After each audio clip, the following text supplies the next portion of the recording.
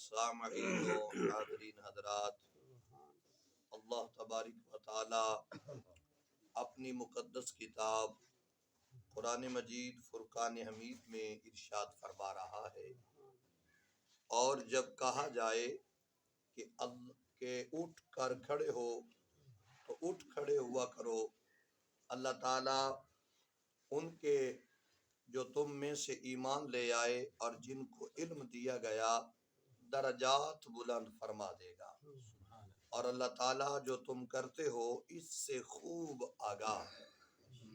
محترم سامعین و حاضرین حضرات، قرآن کریم فرقان حمید کی آج کی جو تشریح ہے بڑی پرمغز ہے اور ایمان کو تازگی بخشنے والی ہے۔ جب حاضرین مجلس کو کہا جائے کہ آپ تشریف لے جائیں تو انہیں فوراً چلے جانا چاہیے، ورنہ اہل خانہ یا منتظمین مجلس کو بڑی کوفت ہوگی۔ سرور عالم صلی اللہ تعالی علیہ وسلم جب صحابہ کو اپنے گھر میں مدعو فرماتے تو کھانا کھا لینے کے بعد بھی بار بار کہنے کے باوجود کئی لوگ وہاں سے اٹھنے کا نام نہ لیتے۔ ان کی یہ تمنا ہوتی کہ سب سے آخر میں اپنے آقا و مولا سے مصافحہ کریں۔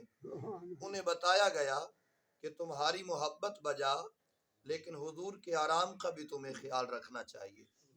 نیز حضور کی دیگر مصروفیات بھی ہیں، ان کے لیے بھی تمہیں مہلت دینی چاہیے۔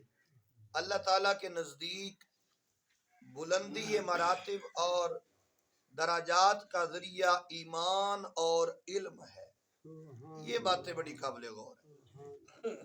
رب کی بارگاہ میں جو مقام، جو درجے کی بلندی ہے وہ دو چیزوں پر ہے، ایک ایمان اور دوسرا علم۔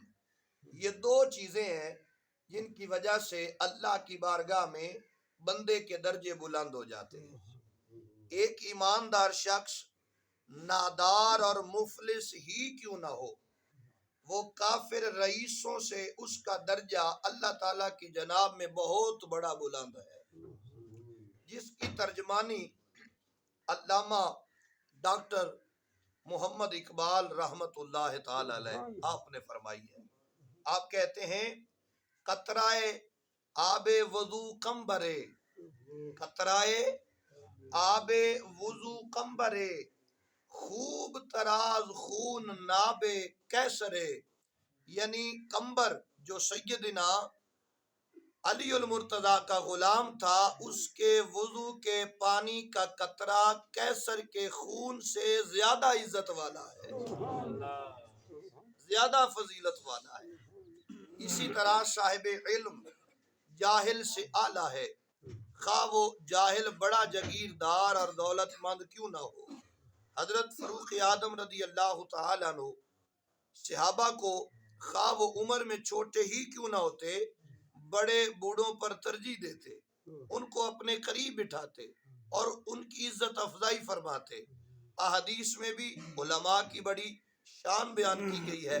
قال رسول اللہ صلی اللہ تعالی علیہ وسلم، حضور نے فرمایا جو شخص علم حاصل کر رہا ہو تاکہ وہ اس علم سے اسلام کو زندہ کرے، اس اثنا میں اسے موت آ جائے تو اس کے درمیان اور انبیاء کے درمیان صرف ایک درجے کا فرق ہوگا۔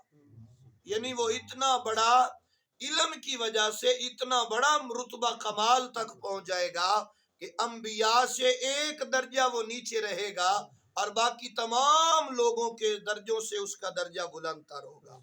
دوسری حدیث میں حضور نے ارشاد فرمایا قیامت کے دن تین گروہ شفاعت کریں گے، پہلے انبیاء، پھر علماء اور پھر شہداء۔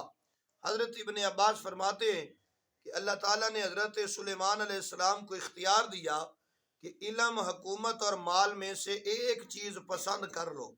آپ نے علم کو پسند کیا، اللہ تعالیٰ نے اس کی برکت سے آپ کو بادشاہی اور مال بھی عطا فرما دیا۔ یعنی پسند آپ نے علم کو کیا ہے، علم کی برکت اتنی ہے کہ آپ کو بادشاہ بھی بنا دیا گیا، آپ کو مال بھی عطا کر دیا گیا۔ تو اس لیے یہ دونوں دونوں حدیثیں ہمارے لیے بڑی قابل غور ہے۔ آج ہم اپنے بچوں کے لیے ہر کوشش کرتے ہیں کہ ہمارے بچوں کے لیے آسائشیں پیدا ہو جائیں، انہیں دنیاوی تعلیم دیتے ہیں تاکہ آسائشیں پیدا ہو جائیں، آسانیاں پیدا ہو جائیں، لیکن قرآن کچھ اور کہہ رہا ہے۔ قرآن کہتا ہے وہ علم اپنی اولاد کو سکھاؤ جس سے ان کی آخرت والی زندگی بھی آباد ہو جائے اور دنیا والی زندگی بھی آباد ہو جائے۔ اگر دین کا علم میسر ہو جائے تو پھر اس کی یہ برکت ہے کہ مالک دین بھی عطا کر دیتا ہے، مالک دنیا بھی عطا فرما دیتا ہے۔ اللہ تبارک و تعالیٰ کی بارگاہ اقدس میں دعا ہے خالق کائنات اپنے پیارے محبوب کے صدقے ہم سب کی حاضری کو اپنی بارگاہ عالیہ میں قبول و منظور فرمائے، آمین۔